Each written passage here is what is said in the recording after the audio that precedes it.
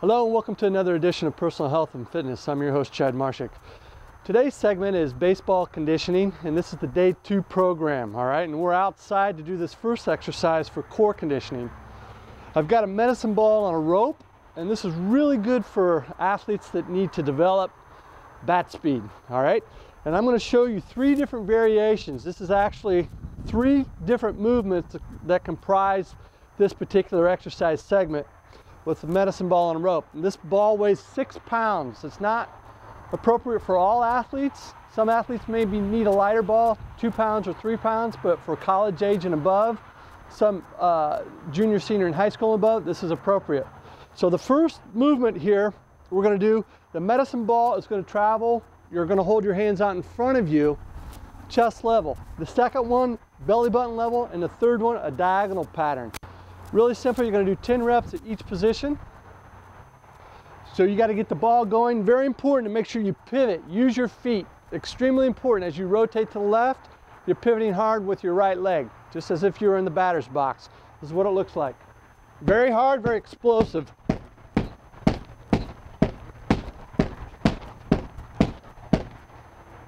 It's a diagonal pattern from chest level. Next, from belly button level. So if you have to go out and get an outside pitch, a low ball, this is going to train that component.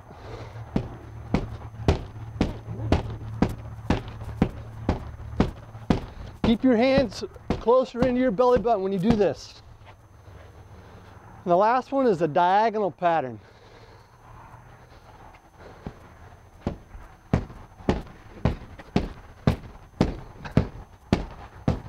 Make sure you go each direction, right to left and left to right. The second exercise I'm going to show you is medicine ball wall slams. Throwing a ball, all right? This is a 6-pound medicine ball. Just like you were in the batter's box, if you had to take your bat and throw it at the pitcher, that's what you're going to be doing with the medicine ball. So you're going to turn here, set up, let it fly. Catch it. You really got to let it go. So load up in your hips. Maybe 10 each side. Any more than that and you're going to start to lose your velocity, and you really want to make sure that you're powerful when you do this exercise. Even if you're not a switch hitter, you want to make sure you do it from both sides of the plate, all right? Very important. We're going to go back inside and continue with the show, so stay tuned. The next exercise we're going to do is a medicine ball slam, the rainbow medicine ball slam to be more specific. What Jesse's going to do, he's going to slam the ball kind of in a rainbow pattern. So he's going to kind of turn and catch it. So Jesse, I want you to kind of cut loose and let people kind of know what to expect. So this is good rotational hip drive. And you're just going to go back and forth. I may have them do 10 to 15 reps. So you want to bring it up over your head and then slam it into the ground. All right. Now the next exercise we're going to do is the side figure eights with the medicine ball. And the side figure eights is done almost like a pitching position. So if I'm facing home plate, I would take the ball kind of over my head, almost like I'm going to throw it and make a figure 8 pattern. Down, down. So it's going to simulate the mechanics that you would use if you were a pitcher or just a throwing athlete and throwing a baseball. Make sure you hit both sides. A lot of people think, well, I'm right-handed, I only need to do simulate like I'm throwing with my right. Do both sides so you hit both sides of your core. And that's what the rainbow figure 8 pattern looks like. The next core exercise we're going to demonstrate are the windshield wipers. Windshield wipers are really good for hip rotators. So Jesse's going to lie on his back. He's going to place his legs up in the air. You're going to press your hands into the floor, either keep your arms straight or you can press your hands in next to your hips for stability. And Jesse's going to lower his legs down towards the floor, and then he's going to reverse it and go towards the other side. Now this is a difficult exercise, but if you're really strong through your core and you want to hold, say, like a medicine ball, you can do that. So this is a way to tweak this exercise, make it more challenging. Again, we're not going to give you all the reps and sets. The program itself will appear at the end of this into this show, and we'll also post it online eventually on our website. Okay? That's it for the core segment of this program. Now we're going to move on to the day 2 leg segment. And the first exercise we're going to demonstrate is the jump matrix. On the day 1 program, we demonstrated the giant matrix. This is just stepping it up a bit. This is more explosive, more of a plyometric mix added into it. So what you're going to do, you're going to jump in 3 planes: forward, laterally, and in a reverse angle off your hip. So Jesse, go ahead and demonstrate this. You want to make sure you start on home base, which is your feet together right there. That's home base. And you're going to explosively jump either forward or laterally. And now he's going to jump posteriorly off his hip. And this is really good for change of direction. And in baseball, once you now face me, Jesse, and jump this way. You're always changing directions on the field. And this helps to train your hips explosively and your body to move well in all 3 planes. Make sure you pay attention to your foot pattern because you've got to switch your feet each time you jump. Okay? So real basic exercise, really good for the hips. The next exercise we're going to demonstrate is a skateboard. And skateboards are really for your hips. They work really well for your hip stabilizers. And throwing athletes need to focus on their hips. So you need an elevated box. If you have a stair, that's fine. If you're a taller athlete, you may need something taller than a 12-inch box. But what you're going to do is you're going to stabilize and or balance on one leg, and you're going to move your foot kind of like you envision yourself on a skateboard. What would that look like? And what would that feel like? So you want to simulate that movement pattern, just as if the box here was a skateboard and had wheels on it. So do it from the side now, Jesse.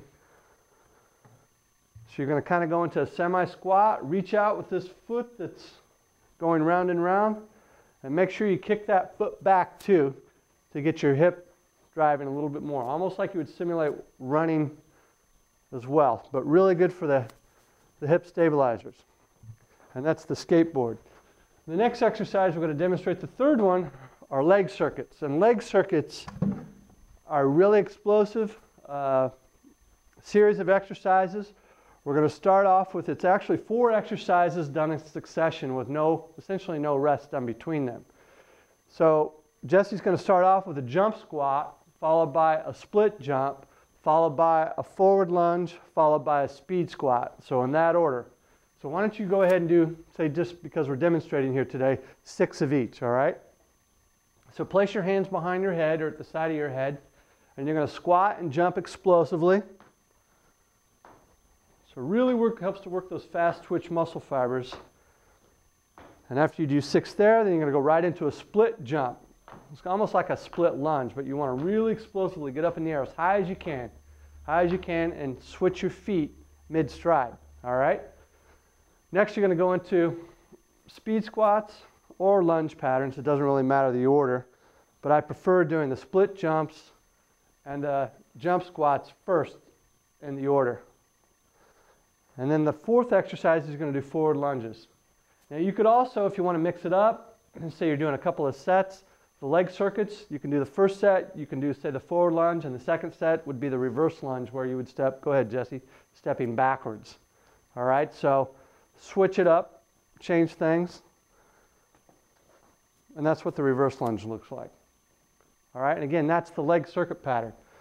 Okay, next we're going to go ahead and do 11-inch box step-ups with knee drive. Excuse me, 12-inch box step-ups with knee drive. If you're really strong and you've got good hip drivers, you can use an 18-inch box. But we're just for demonstrative purposes, we're going to use this 12-inch box. And for this one, go ahead. You're going to take tubing, a circle tube, and you're going to actually place it around your feet, all right? Not your heels. So you're going to take one foot, you're going to place it, both feet on the floor when you start.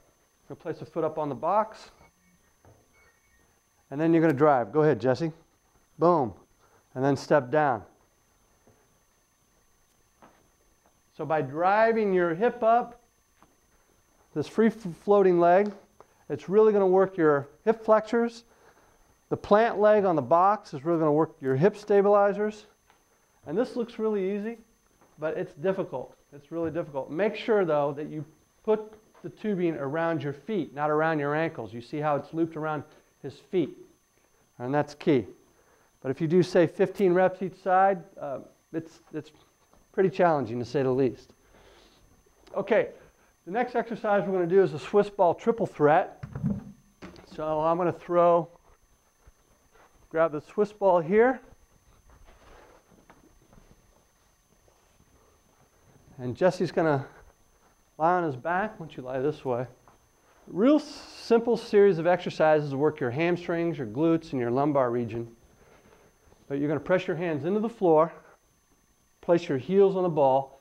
You're going to do 3 exercises in a row. The first exercise is the straight leg hip extension. So you're going to lift your hips up and down. And I may have an athlete do, say, up to 15 reps, but again, we're just demonstrating today, so he's going to do, say, 5, all right? So now the next exercise is the leg curl. So the second exercise of this series, is the leg curl. So again, you want to really drive those hips up and curl your heels into your butt, which is going to really get your hamstrings cooking. All right, and the third exercise is the bent knee hip extension. You want to displace the ball away from your hips a little bit because you want your legs not completely straight, just slight bend in your knees. And then you're going to lift your hips up towards the ceiling. Now, if you want to tweak this and make it harder, you can do that by lifting your heel off the ball slightly. So, right there, keeping your heels off the ball and driving, your hamstrings have to work that much harder. All right? Great series of exercises that make up the triple threat that really work the hamstring and the glutes quite well. Okay, now we're going to go on to day 2 upper body. So we've completed the day 2 core, completed the day 2 legs. Now we're going to go ahead and move on to the day 2 upper body. And the first exercise we're going to demonstrate is the push-up row. The push-up row is actually done with dumbbells, and you need preferably hex head dumbbells, something that's not going to roll away from you. You're going to get in a push-up position, and you're going to go down into a push-up, and then you're going to row the weight. So you're going to, one arm is always going to be on the ground. Now Jesse's doing this with a little rotation. You can do it with a rotation, or you have the option of doing it with your back doesn't rotate. Just try to keep yourself nice and stable. I like to kind of switch things around a little bit and add a little variety so your shoulder stabilizers work differently with either the rotation or keeping your back essentially on the same plane. But really good for the shoulder stabilizers, your rotator cuff muscular, scapular stabilizers, as well as your core, your chest. All those muscles have to work together. Okay, that's the push-up row, and the next exercise we're going to do is the dumbbell shoulder matrix. All right, now if you watched the day 1 program, the warm-up segment of this program, I talked about how to do that. It's great for warming up, but if you want to do this as an actual exercise, you can, and I'll demonstrate that. The shoulder matrix is performed, you can do it with dumbbells, but most athletes will never use more than, say, 5 pounds. Maybe the really strong ones really have good shoulder mobility, might go up to 8-pound dumbbells. These are 3-pound dumbbells. You don't need a lot of weight. It's more about movement. You want to really get your scapula moving. Okay, you're going to start off with a staggered stance like so. It's punch, punch, reach over, kick out your hip, punch backwards, and then the fourth movement is rotating. All right, you want to rotate and punch behind your body. So punch, punch, reach over your head, kick out your hip, reach over your head, kick out your hip, punch backwards, straighten your arm, punch backwards, straighten your arm, rotate, punch, rotate, punch. This is what it looks like from the side. So I may do 3 cycles of that, which would be 12 reps with my right foot forward, then I'll move on to my left foot being forward. So punch, punch, reach over, kick out the hip, reach back, nice lengthening effect through my abs, nice lengthening effect through my hip flexors, punch, punch, boom, boom, boom, boom, reach back, boom, boom. And that's what the shoulder matrix looks like. Okay, the next movement, we've got wall slides. The wall slides, go ahead Jesse, come on over here. He's going to lean against the wall. This is a really good exercise for throwing athletes because a lot of them get really tight in their posterior shoulder capsule and through their mid-back. But find a wall, place your arms up in this position, like somebody says, stick them up.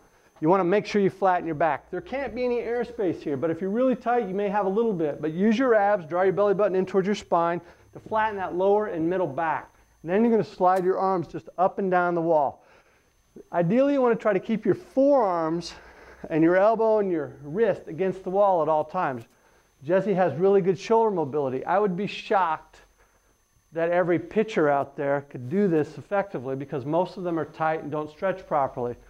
But this helps to train those muscles in your middle back to do their job better. All right? Therefore, it's a really good exercise. So you may want to do up to 15 reps for that. So not only is it it's a corrective exercise too, not just a stretching exercise or a strengthening exercise. All right, next we're going to do a horizontal shoulder press. The horizontal shoulder press, I'm going to grab the ball over there, Jesse, is a good exercise in that because it works your rotator cuff muscles very, very well. So you need a Swiss ball for this ideally, and some light dumbbells. These are 5-pound dumbbells. Most athletes aren't going to use more than 8 pounds roughly, all right? You're going to hold the dumbbells at shoulder level, all right? Your body should be essentially parallel to the floor.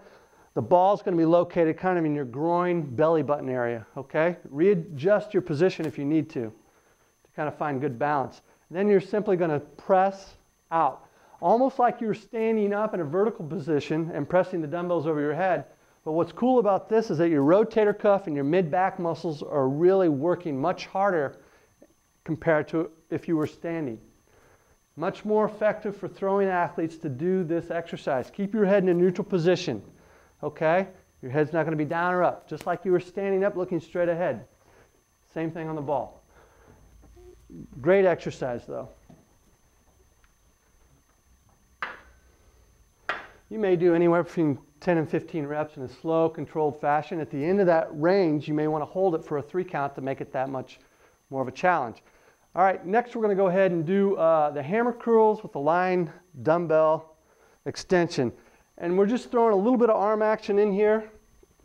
You get so much more out of doing your biceps, triceps work anyway when exercising, doing this program, but go ahead. I may have an athlete superset both at the same, let's go ahead and do it both at the same time, down and up. If you're batting, you hold the bat in a hammer style fashion. Like if you have a hammer and you're hammering, that's how you hold the dumbbells. You're not going to turn your palm up, but this really helps to develop grip strength, your brachialis here in your forearms are really working nicely. Pay attention to your elbow and your shoulder position. Elbow, hip, knee, ankle, shoulder are all aligned to each other. Aligned with each other. Not back here, not back here. Arms at your sides. Keep it there. If you have to swing, you're using too much weight. Then we'll do, say, 10 to 15 reps, and we'll superset that with lying tricep extension. Go ahead and just lie on the floor.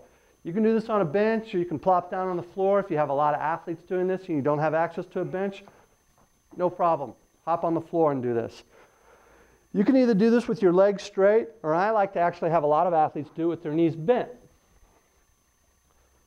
So you're just going to make sure that you can keep your elbow aligned with your shoulder joint, and your elbow can be actually slightly back, which is going to give you a little bit bigger stretch through your tricep. This is good for throwing athletes. Throwing athletes need to work their tricep a little bit because when they release the ball, they're constantly having to extend their elbow, which is going to activate your tricep muscles. So you definitely want this action in your conditioning program. But you need a partner, and this is really important that you do this properly. That your hands need to be underneath your back, the small of your back, just above your tailbone, all right? Palms preferably flat on the ground behind your back. Okay, a lot of throwing athletes, their dominant side arm, their pitching arm, their throwing arm, usually that side is the tight side. So if you're a right-handed throwing athlete, this would be Jesse's right side. He's going to be pretty tight here. The partner is going to cross their arms like so. Take the palm of their hand, press it onto the anterior portion, the front part of the shoulder capsule. When you have your hands behind your back, this will kind of pop out here. You'll be able to find it easily. And then you're going to slowly and slightly apply pressure, leaning forward, keeping your elbows straight. And you want to drive in towards the angle, the cross angle that you have your arms, okay? Because you want to try to push their shoulders down towards the ground. Listen to your partner though. If you're applying too much pressure, they're going to let you know, okay? You may have to tweak your hand position a little bit. You may have to slide your hands a centimeter or two to the right or to the left to, if they're experiencing any pain there. But you want to apply enough pressure that you push their head of their humerus down and back slightly, which is going to help lengthen or give you a little bit more room in your posterior capsule, stretch that area out, okay? So great exercise. You may want to apply enough pressure for 30 seconds to a minute, but again, be careful. And if you don't trust that you can do that properly to your partner as far as applying pressure, don't do it and find somebody that can, like an athletic trainer or a physical therapist. Okay, next we're going to move on to the supine internal rotation. So the supine internal rotation, this might be a better angle. Jesse, go ahead and lie on your back. Or lie on your right side, Jesse. On this one, you can use a dumbbell. So you would take a dumbbell or your hand. If you're out on you don't even need a dumbbell if you're out on the playing field. So let me show it to you this way. So before a game, if you're getting ready to throw, if you're pitching or you're just normally tight in your shoulder, plop down on the ground on the field, lie on your right or left side, and you want to make sure the back of your shoulder stays in contact with the ground at all times. You're going to take your elbow, it's going to be in alignment with your shoulder, and you're going to apply pressure here. Just pushing, kind of like you have a crank here, and you have to push this crank down towards the ground. Keep your wrist straight when you do this. I like to hold it for about 20 seconds, then I'll make a positional change. Then I'll slide the elbow forward 2, 3, 4, 5 degrees. Do it again. Your hand's now kind of trailing off towards your hip.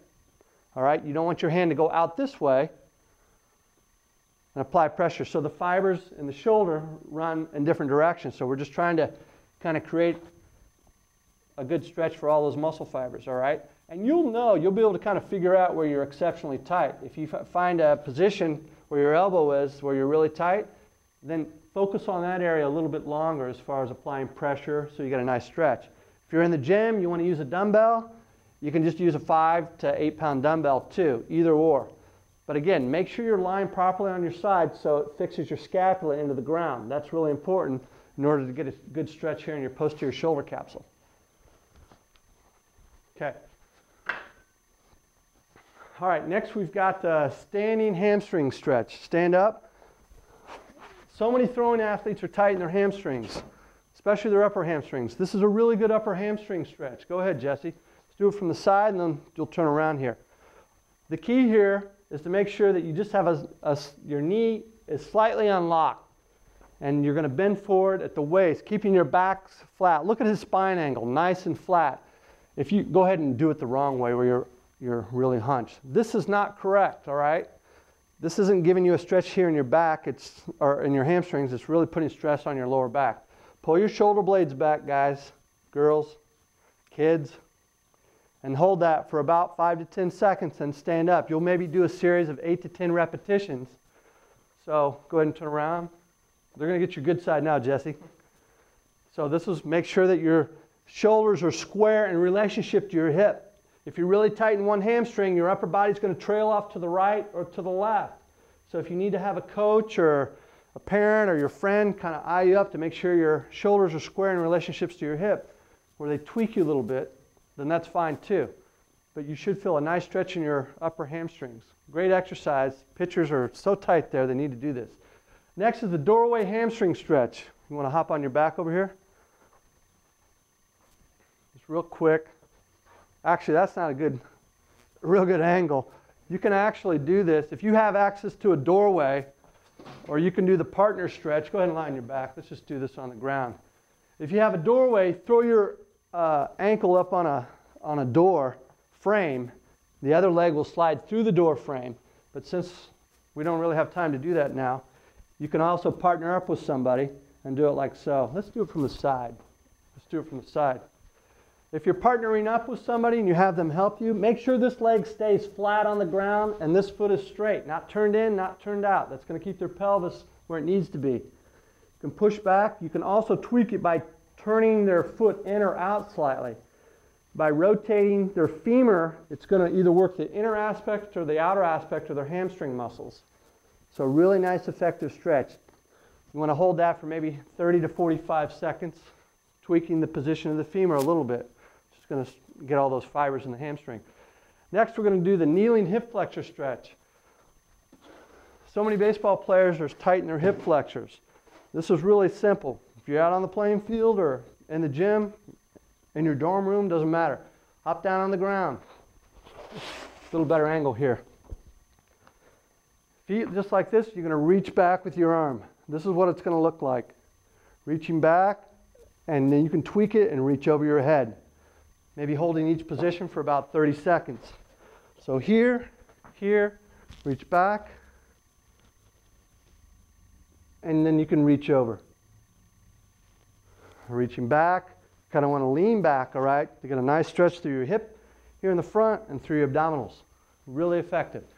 Okay, next, we're going to do the rocking groin stretch. So many baseball players are tight in their groin too. You need to be flexible here. Anywhere, out on the playing field, in your dorm room, in the gym, knees here on the ground, feet behind you. Very important. Look at the position of my feet, pointing to the outside of my body. Hands here, and I'm trying to get my knees wide here because I want to get a big stretch through my adductor muscle group. And I may just rock here a little bit, and I may tweak this a little bit. I may push my butt back slightly, which is going to give me a different response through my groin. I may kind of shift my hips to the right slightly, which is going to give me a bigger stretch through my left adductor. Or maybe I'll shift my hips to the left, which is going to give me a bigger stretch through my right hip adductor. So you can kind of play with that position. Again, this is kind of what it looks like. My hips may need to be forward slightly, or maybe they need to be back a little bit. But depending on where your tight areas are, you need to kind of tweak your hips so that you get the most out of that stretch. All right, the next one, partial push-up for your lower back. Jess, you want to demonstrate? Partial push-up. So many pitchers are tight, and throwing athletes are tight in their lumbar region. Lie on your stomach. This is a staple for the rest of your life as far as I'm concerned. This McKenzie press-up or partial push-up. Go ahead, Jesse. Lie on your stomach. Very important. Relax your hamstrings, relax your glute musculature, because if you don't, it tends to tighten up this SI joint. Your sacroiliac joint here becomes tight when you contract your butt muscles and your hamstrings. Hold that for about a 3 count, and then down and up. You may do that. Exhale at the top. Let your belly fall towards the floor. It's going to give you a nice big stretch in your lumbar region and through your abs. And the last exercise we're going to do is a partner pec stretch. Stand up, Jesse.